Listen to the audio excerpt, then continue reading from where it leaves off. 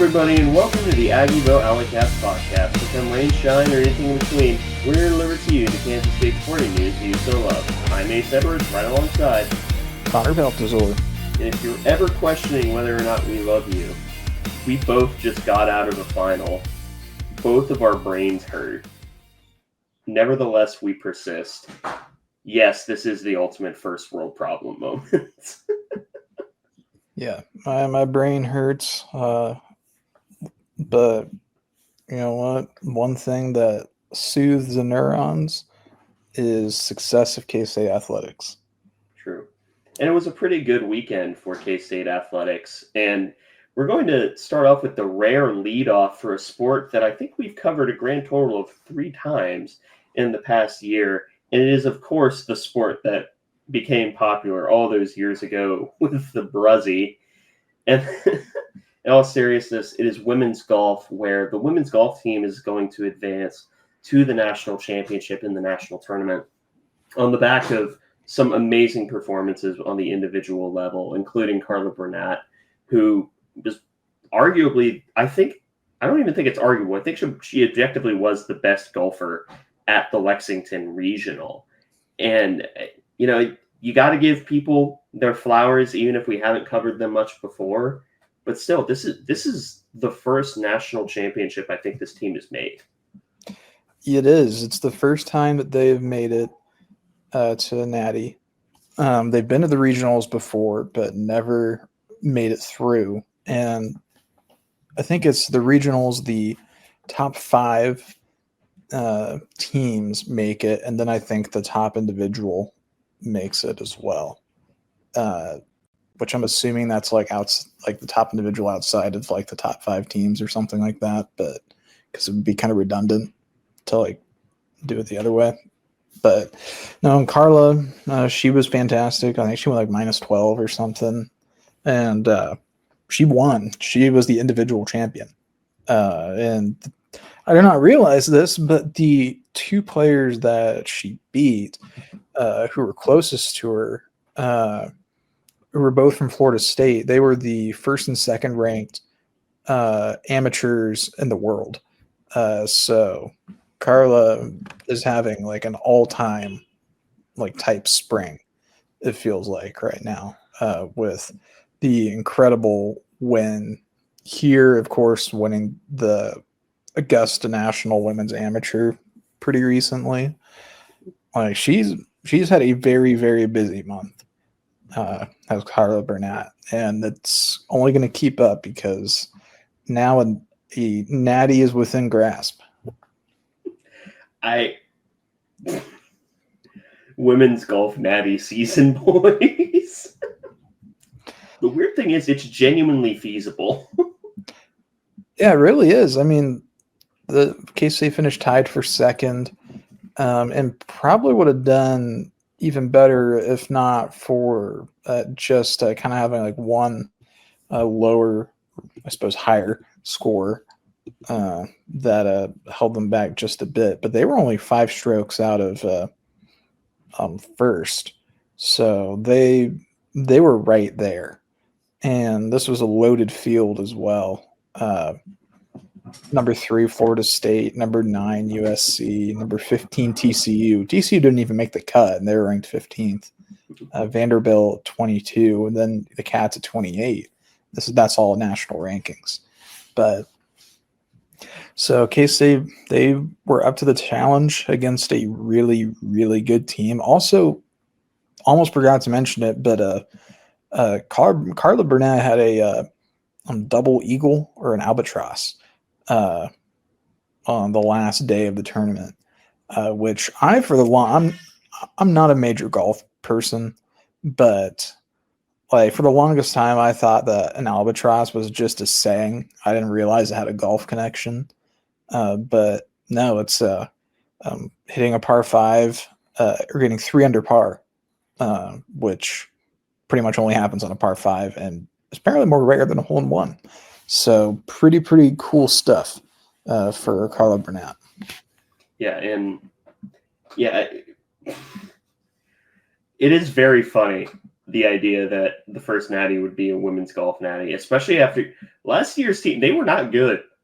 They were bad, actually.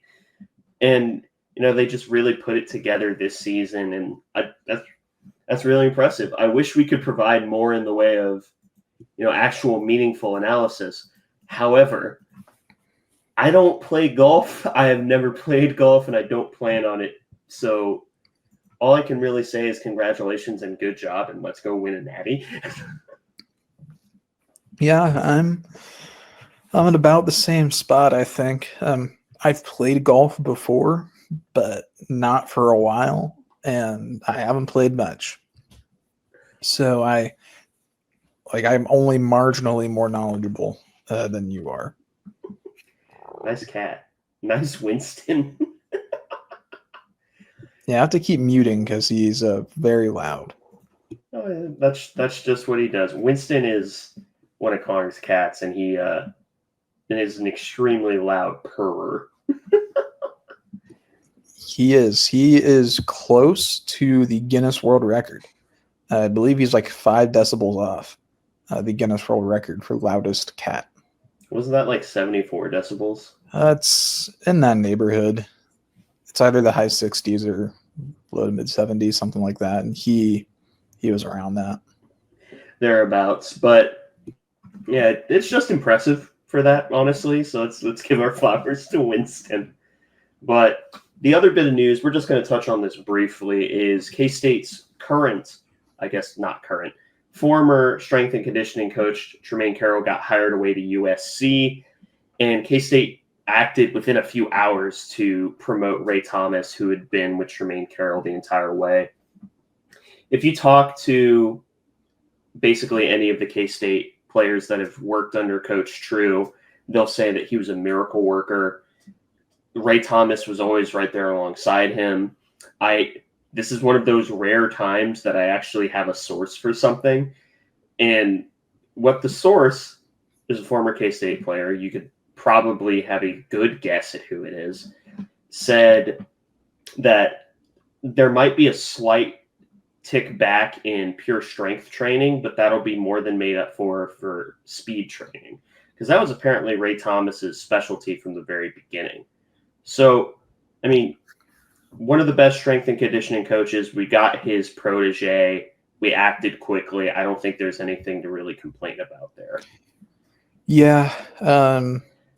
I'm not really too worried about like strength and conditioning and like whether that's going to be held up. And I can't really even say culture. I'm like worried about it being bad, but I just do know that everything I've heard about Tremaine Carroll has just been like glowing, like that he's like kind of one of the most important parts of the entire football team, coaching staff or player. So it's going to be a tough loss to absorb, but I do think that you're right that promoting Ray Thomas, that probably was just the right move at this point. Especially they've had 4 years at this point to evaluate him, basically. So they pretty much know what they're getting with Ray Thomas, and we know Kleiman likes to promote from within, anyways. So I have to imagine that this was probably something that he had planned for, at least in some capacity. Yeah, I think it's probably just he planned on it as a contingency, which is fine. That's just good planning. That's all we really have to say about it. Now we can get into the Batcats, where we can talk about the most unfortunate news, which is the cancellation of a game up against Omaha. I believe this is the 4th year in a row that, not specifically Omaha, but a game has been canceled for RPI reasons. Let's not kid ourselves. That is exactly why this game was canceled. So whatever. And then taking 2 of 3 up against a mid BYU team in Provo, losing the first game 6-11, then winning the last 2 in blowout fashion, 18-4 and 13-4.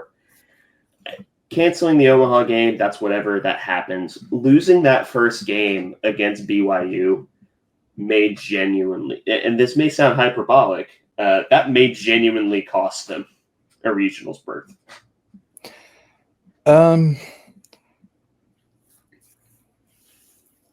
I think it's helped by the fact that it's a road game. Last year, it really sunk us because we dropped a series to BYU when they were worse, and it was at home. This year, we still took the series, even though we dropped that first game, which definitely hurts. But latest projections still have us in the field right now, anywhere from last four in to bubble plus, where we're not in that kind of like last four in group, but we're still not like super deeply into the field. But we're 2-1, particularly with how things have been going recently. I'm just going to take that and run for a Big 12 road series, particularly because we really kind of came alive on those last two games in a way we haven't seen in a while. I mean, it was just an absolute just batting clinic put on by K-State, the Friday and Saturday games. Yeah. It's also weird because it was, I imagine, just because of how the LDS church is structured. We just had a Thursday, Friday, Saturday instead of a Friday, Saturday, Sunday. But yeah, K-State drops first game 11-6. I'll cover the pitching for this one. There's not a lot of good news here. Jacob Frost returned to earth in a very, very painful fashion in this game, only going 2/3 of an inning, 3 earned runs, 3 walks, only 2 strikeouts, and a hit by pitch. JJ Slack ends up going 4 innings, 4 hits, 5 earned, 3 walks, and 6 strikeouts. So very strange stat line where it is that sort of you're either striking out or getting on base. Like there is no soft contact here. Then Blake Dean, 1 2/3, 2 earned runs, 4 walks, and a strikeout for the hit by pitch. And then Taz Butler, 2/3 of an inning, hit someone, but that's all for notables. And then Ben Rosen goes 1 inning, 3 hits, 1 earned. The game was, I don't want to say completely over by that point, but the run didn't feel like it mattered that much. Yeah, it was a rough day for the pitching. Jacob Frost, particularly disappointing because he was coming off 2 of the better starts of his entire K-State career. It really kind of seemed like he had put it together. So it stinks to kind of see this kind of be a regression. But we have some batting stats too, though. Not an awful day at the plate. 6 runs isn't bad, but there were a few notable performers, in particular Shintaro Inoue. He went 2 for 3 and drew 2 walks, so he had a pretty solid day at the plate. Keegan O'Connor had a quiet game. That would change, but he went 1 for 5 in this game. D. Kennedy, he had the lone double of the game for K-State. But just went 1 for 4 and also drew a walk. Then AJ Vasco had the lone home run of the game. He went 1 for 3 with 3 RBI and a walk. 2 of those RBI were on the home run. The third was a bases loaded walk. But beyond that was just about it for really notable performances offensively for K-State. Obviously, the numbers get a lot more eye-popping and interesting in the next 2 games, but yeah, this first one, not much to write home about.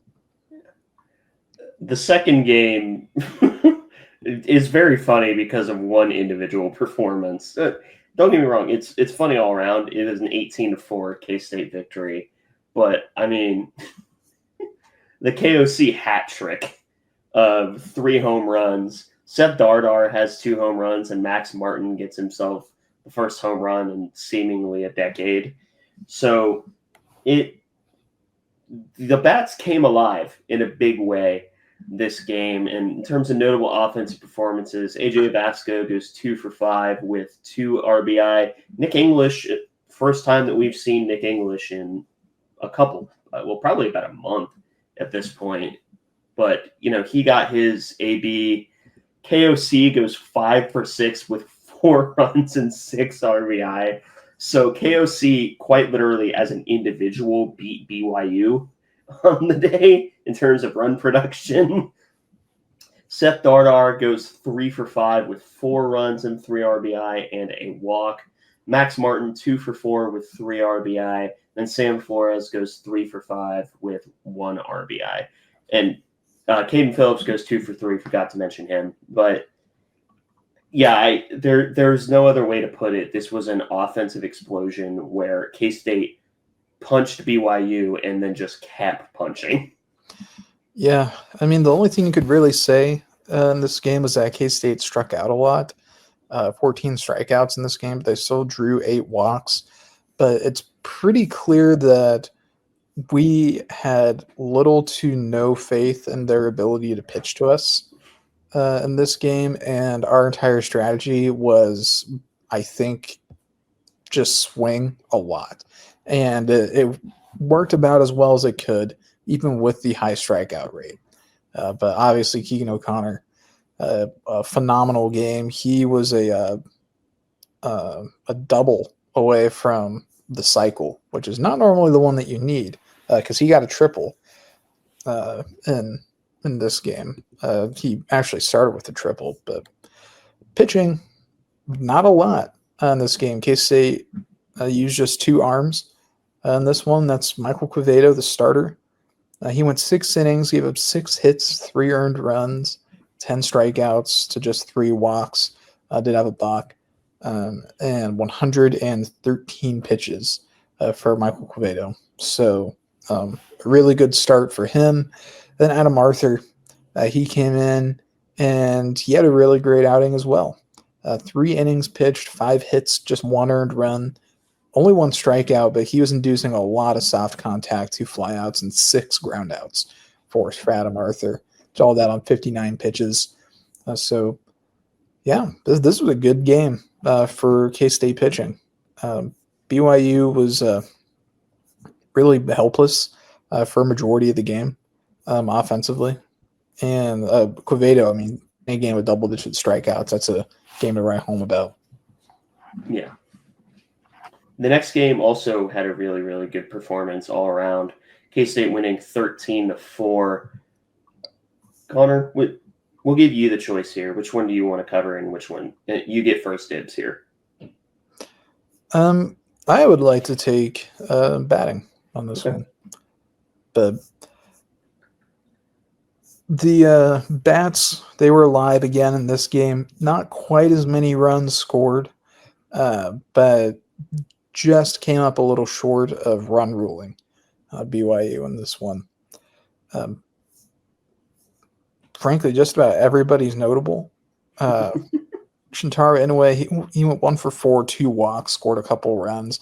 Maximus Martin went 4 for 5 with a walk and 4 RBI. So maybe breaking out of that home run slump, things are going to finally turn around for him, because after going over a month without a home run, he was at 12 home runs for a long time. He got himself up to 14 with a pair of home runs in this weekend. So hopefully that's a sign of a turning tide for Maximus Martin. Seth Dardar, he went 3 for 5 with an RBI himself. He had a really quality game. Keegan O'Connor went 3 for 5, so not quite 5 for 6, but still a really good outing for him. A couple RBIs and a walk as well. Sam Flores is the only starter that, other than Caden Phillips, to come up empty on the game. He went 0 for 3, but still did draw a walk, and he still got an RBI as well. David Bishop, he went 2 for 5 with an RBI. He had a triple as well in this game. K-State came into this weekend with just 1 triple the entire year and left it with 3, because 2 triples for K-State this weekend.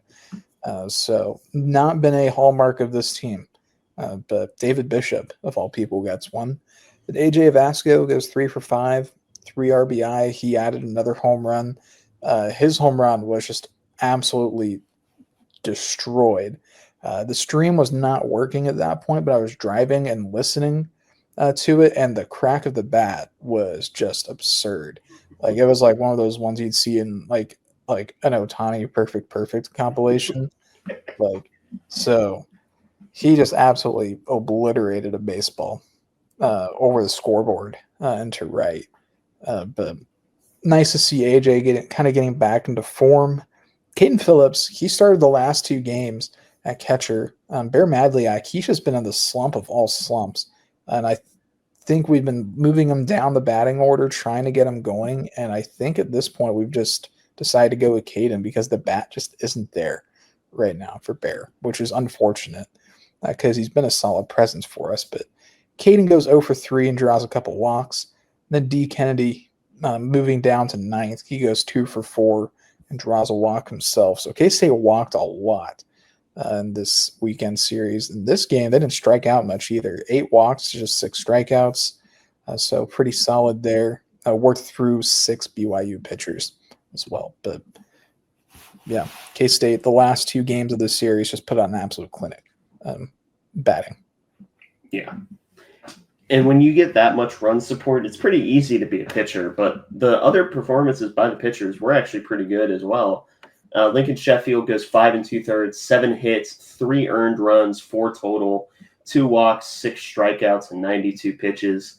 And then James Guyette goes 3 1/3 innings, only 2 hits, 3 walks to 5 strikeouts, and 1 wild pitch and a hit by pitch, 62 total pitches. So technically that does give James Guyette the save because the way saves are structured in baseball scorekeeping is very strange, where if you come in any time past the 7th inning, you get credited with, you have to be within 3, or the number of runners plus the batter has to be enough to tie the game. It's super strange how it's scored. Or you can just pitch 3 innings to end the game, and that gets you a save. It's weird, but it's, yeah, this was a series that, although you prefer a sweep, you take 2 of 3. The really important one, and the one that could end up defining the season in a positive way, is the home series up against number 12 in the country, West Virginia. Starts the day that this comes out, 6 p.m., and this is one of those you need to pick up at least one game. If you win the series, you're probably catapulting yourself into not comfortably in the field, but you're not sweating nearly as much as you were before if you take this series. Yeah. If the season ended like today, I think K-State would probably sneak in. They'd either be like at the beginning of the last 4 in or just off of that group. Like if it were March Madness, it'd be the first 4 buys, I think, or last 4 buys, I mean, for the Backcats. But yeah, West Virginia, they played a pillow soft non-conference schedule, and I was kind of convinced they were frauds, but they've had a really good conference slate, and they've actually ended up having a good season. Like they've won almost 40 games at this point. So if we could find a way to take the series against West Virginia, that's going to boost our RPI really well and get us to a point where we'd be very close to being safely in the field. And it also helps our last series, Cincinnati, they just swept KU and Lawrence last week. So that's a really quality team in Cincinnati. So even if we do drop the series to Cincy on the road, they're going to be a really good RPI team. That's not going to hurt us that much, especially being on the road. So West Virginia is going to be a huge opportunity for K-State to maybe make a statement. But these last 2 weeks, both series, those are going to be really nice opportunities for the Cats to kind of make our last regular season arguments as to why we should be in the field. Yeah, because the tournament, I remember this from years ago. The tournament, if you do well in it, I don't want to say the committee doesn't care, but they're not going to look at that and give it even half the weight as they give the regular season. And I think we learned that 2 years ago when K-State got RPI'd into oblivion. I'm still mad, but yeah, this is one of the rare times where you and I differ in opinion, where I think K-State might just be outside looking in, but I don't really have anything to back that up. I just don't think that K-State gets lucky like that, I guess. Yeah, and if that's the basis that the Backcats just are unlucky when it comes to tournament selection, I think that's not an unreasonable basis because there's plenty of evidence of K-State being an unlucky baseball team when it comes to selection time for the postseason. But the only difference is going to be RPI and like our strength of schedule and our RPI and our scheduling in general. Way better now than it was in those previous seasons. So hopefully, fingers crossed, it will have been enough. And also, that win over Arkansas early in the year is just doing absolute wonders for us right now because our quad one record is not very good, but that win against Arkansas really jumps off the page. So hopefully that buys us some goodwill. And hopefully we can just lock in these last couple of series and just make the controversy not even matter. Let's do it the easy way and not have to be sweating on a selection day. Yeah, that'd be the ideal. But anyway, before we leave off, do you have any final notes? Nothing else from me, man. All right. Well, if that's the case, thank you all for listening to this episode of the Aggieville Alleycats podcast. If you want to follow or contact the show, you can follow us just about anywhere at Aggieville Alleycats. And if you want to email us, we're AggieVilleAlleycats@gmail.com. If you want to follow us on a more personal note, I'm at ACEdwards00. I'm at Connor Balthasar, capital C, capital B. And if you want to support the show financially, please be sure to check out the official Aggieville Alleycats merch store, link found in our podcast and Twitter bios. But most importantly, thank you all for listening to this episode of the Aggieville Alleycats podcast. For come rain, shine, or anything between, we're here to deliver to you the Kansas State sporting news that you so love. Stay safe, Alleycats.